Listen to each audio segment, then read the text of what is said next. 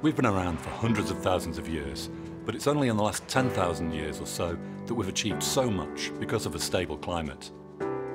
We knew where to plant crops and grow food because of where it would rain. We could have these fantastic coastal cities and trade between borders because of a stable sea level. But now we're changing our climate. Climate change is caused by heat-trapping gases like CO2.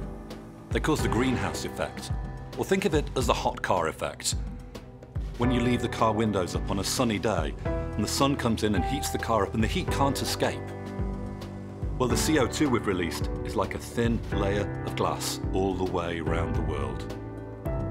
That layer has already warmed the world up by 1 degree centigrade. That may not sound like much, but actually that's already causing more droughts, more floods and more heat waves.